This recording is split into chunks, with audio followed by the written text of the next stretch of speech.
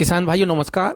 किसान कल्याण मंच पर आपका एक बार फिर से स्वागत है, एक नवीन और महत्वपूर्ण सूचना के साथ। किसान भाइयों, आज हम जो आपके समक्ष सूचना लेकर आए हैं वह महत्वपूर्ण इस रूप में है कि लगभग 12-14 दिन बाद अगर आपको यह सूचना मिलती है तो इस सूचना का आपके लिए कोई महत्व नहीं होगा। महत्व तो इन्हीं 9 अक्टूबर से लेकर के 23 अक्टूबर तक ही है। जी हाँ किसान भाइयों, हम बात कर रहे हैं दिनांक 9 अक्टूबर से शुरू हुए कृषि यंत्रों के अनुदान पर प्राप्त करने के लिए बुकिंग की सूचना के संबंध में। किसान भाइयों, इसके संबंध में संपूर्ण जानकारी आपको देंगे कि बुकिंग का पोर्टल कब से शुरू हुआ है, बुकिंग कब तक चलेगी, बुकिंग का पोर्टल का लिंक क्या है और भी बहुत कुछ। किंतु इससे पहले किसान भाइयों, अगर आप किसान कल्याण मंच पर नए हैं अथवा किसान कल्याण मंच पर आप आकर के जानकारी लेते रहें किंतु अभी तक चैनल को सब्सक्राइब नहीं किया है तो आपसे अनुरोध है कि सबसे पहले किसान कल्याण मंच चैनल को सब्सक्राइब जरूर कर लें, क्योंकि यह बात तो आप बखूबी जानते हैं कि किसान कल्याण मंच आपको नवीनतम, उपयोगी और महत्वपूर्ण जानकारी उपलब्ध कराने के लिए समर्पित है। अगर आप चैनल को सब्सक्राइब कर लेते हैं तो चैनल पर प्रकाशित होने वाली जानकारी आप तक सबसे पहले पहुंचती है, इसलिए चैनल को सब्सक्राइब जरूर कर लें। आइए आते हैं आज की जानकारी पर। किसान भाइयों, आप जो स्क्रीन पर देख रहे हैं वो कृषि विभाग उत्तर प्रदेश सरकार द्वारा जारी सूचना है, जो 9 अक्टूबर 2024 को आपको विभिन्न समाचार पत्रों में भी शायद देखने को मिल गई होगी। अगर नहीं देखने को मिली है तो कोई बात नहीं, हम आपको पूरी जानकारी कराते हैं इस संबंध में। किसान भाइयों, यह बुकिंग का जो पोर्टल शुरू किया गया है वो कृषि यंत्रीकरण की समस्त योजना है। वो समस्त योजनाएं कौन कौन सी हैं यह भी जान लीजिए कि सब मिशन ऑन एग्रीकल्चर मैकेनाइजेशन, दूसरी है NFSM national food security mission, तीसरी है त्वरित मक्का विकास कार्यक्रम और चौथी है कि national mission on edible oil and oil seed योजना। ये इन समस्त योजनाओं के कृषि यंत्रीकरण के लिए ये बुकिंग शुरू की गई है, तो इनमें बुकिंग की जा सकती है। और बुकिंग करने का जो सुनहरा अवसर जो प्राप्त हो रहा है सरकार के द्वारा जो दिया गया है, तो बुकिंग करने का समय जो निर्धारित किया गया है वो है 9 अक्टूबर 2024 अपराह्न 3 बजे से पोर्टल शुरू हो चुका है और बुकिंग 23 अक्टूबर 2024 की मध्य रात्रि 12 बजे तक बुकिंग की जा सकती है। किसान भाइयों, जब यह आप वीडियो देख रहे हो तो हो सकता है कि 9 अक्टूबर का दिन व्यतीत हो चुका हो, किंतु इससे घबराने की जरूरत नहीं है। किंतु 23 अक्टूबर से पूर्व अवश्य देख लें और अपने मनचाहे यंत्र की बुकिंग करा लें, क्योंकि सरकार ने यह स्पष्ट कर दिया है कि पहले आओ पहले पाओ की व्यवस्था इन यंत्रों की बुकिंग में मान्य नहीं है। अर्थात पहले आओ पहले पाओ की व्यवस्था को समाप्त कर दिया गया है। ये जो यंत्रों की बुकिंग की जानी है इसमें ई लॉटरी की व्यवस्था से लाभार्थी का चयन किया जाना है। इस प्रकार यह स्पष्ट है कि किसी किसान के द्वारा चाहे 9 अक्टूबर को बुकिंग की गई हो अथवा 23 अक्टूबर को बुकिंग की गई हो, दोनों के चयन की संभावनाएं बराबर हैं, क्योंकि ई लॉटरी से चयन किया जाना है। और ई लॉटरी के लिए स्थल, तिथि और समय की जानकारी आपको बाद में दी जाएगी। आप चाहें तो किसान कल्याण मंच को भी देखते रहें, तो ई लॉटरी की जो टाइम और समय और निर्धारण तिथि का सूचना हम किसान कल्याण मंच पर भी प्रसारित करेंगे।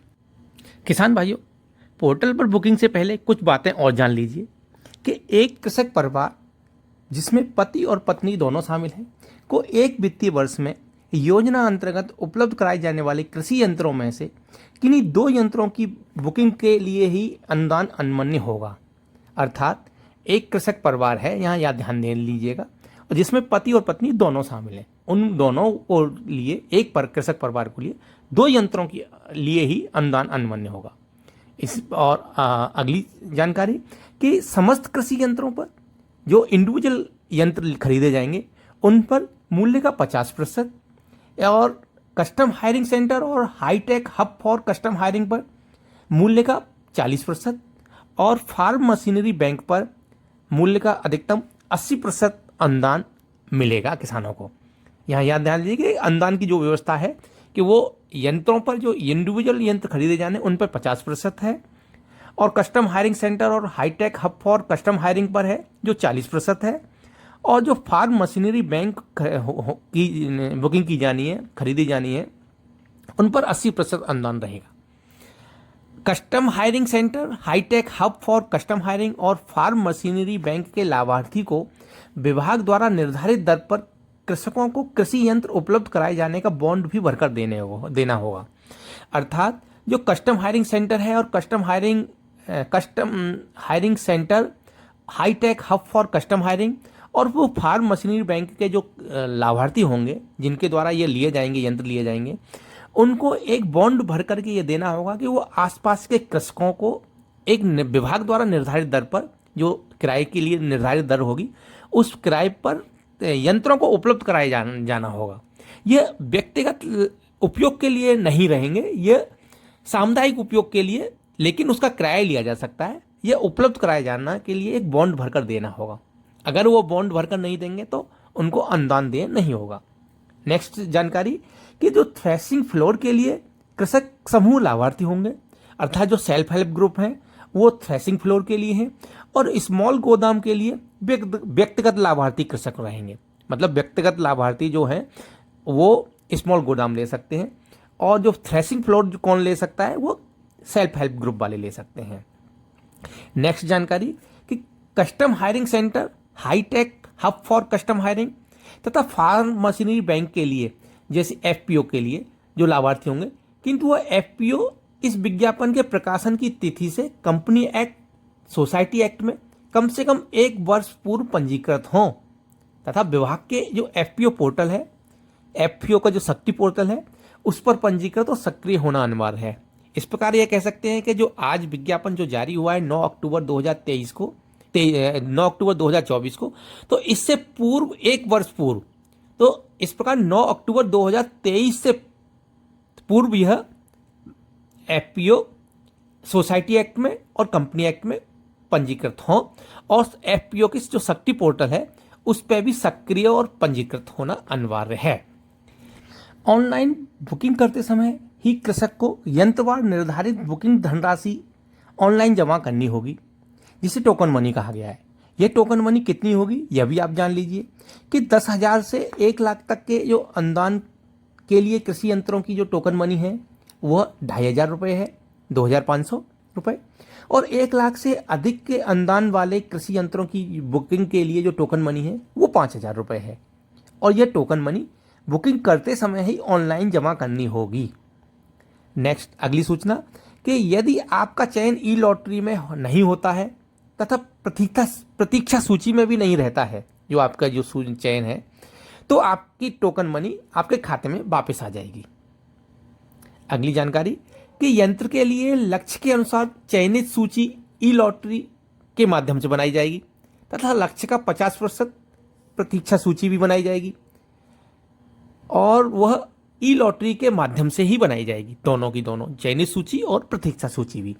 जैसे कि किसी किसान का चयन चयनित सूची में है किंतु वह किसी कारणवश यंत्र नहीं खरीद पा रहा है, तो उस प्रतीक्षा सूची में से क्रमवार जो पहले नंबर पर जो रहेगा उसका चयन किया जाएगा। अर्थात प्रतीक्षा सूची के किसानों को इसमें फिर मौका मिलेगा। जब वह चयनित सूची में से कोई किसान नहीं खरीद पा रहा है तो अपना खरीद करके पोर्टल पर बिल अपलोड नहीं कर पा रहा है, तो प्रतीक्षा सूची में से किसानों को फिर मौका मिल जाएगा। किसान भाइयों यहाँ यह भी ध्यान दीजिएगा कि चयन के उपरांत मनचाहे निर्माता से यंत्र नहीं खरीद सकते। कि जब आपका चयन हो गया है तो यूपी यंत्र ट्रैकिंग.इन पोर्टल पर जो पंजीकृत यंत्र निर्माता हैं उनके द्वारा जो अपलोड इन्वेंट्री की गई हैं उन्हीं में से किसी एक का यंत्र आप खरीदेंगे तभी आपको अनुदान मिलेगा। अपने अगर जो यूपी यंत्र ट्रैकिंग.इन पोर्टल पर जो पंजीकृत निर्माता हैं, यंत्र निर्माता, उनके अलावा अगर आपने खरीदा तो आपको फिर अनुदान का लाभ नहीं मिलेगा। निर्धारित समयावधि में यंत्र क्रय कर कृषि विभाग के पोर्टल पर बिल अपलोड न करने की स्थिति में भी आपका आवेदन निरस्त कर दिया जाएगा। और वो जो मैं पहले ही बता चुका हूँ कि उसमें प्रतीक्षा सूची में से फिर अगर आपका प्रतीक्षा सूची में से फिर नेक्स्ट जो आगे किसान आएंगे उनका चयन कर लिया जाएगा।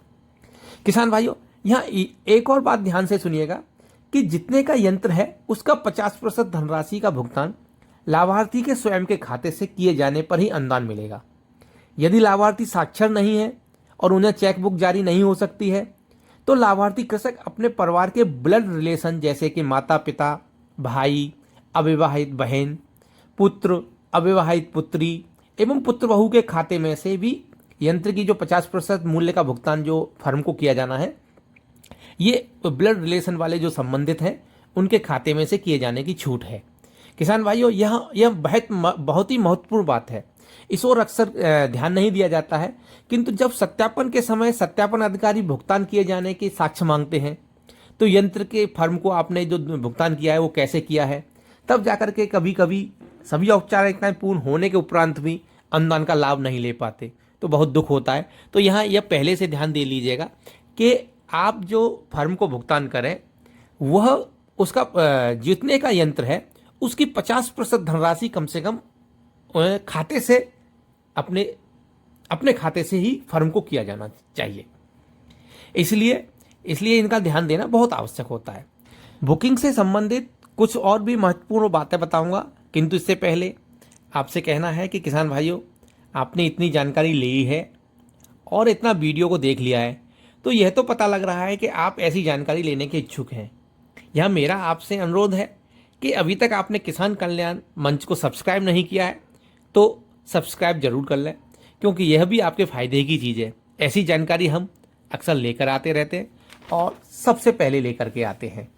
तो अब बुकिंग के बाद ई लॉटरी की जानकारी भी आप तक सबसे पहले पहुंचाएंगे। अगर आप समय से ई लॉटरी की जानकारी लेना चाहते हैं तो चैनल को सब्सक्राइब जरूर कर लें। किसान भाइयों, आपको बुकिंग के लिए कुछ और जानकारी प्रदान करते हैं कि जो बुकिंग का पोर्टल है वो agriculture.up.gov.in है। तो यह लिंक मैं डिस्क्रिप्शन में भी शेयर कर दे रहा हूँ, तो आप चाहें तो डिस्क्रिप्शन से भी आप देख सकते हैं। तो बुकिंग करते समय विभागीय पोर्टल पर जो पंजीकृत मोबाइल नंबर है उस पर OTP जाएगा। यदि कृषक का मोबाइल बंद है तो वो अपने से जो ब्लड रिलेशन के जो संबंधित हैं उनके मोबाइल पर भी OTP लेकर के बुकिंग कर सकते हैं।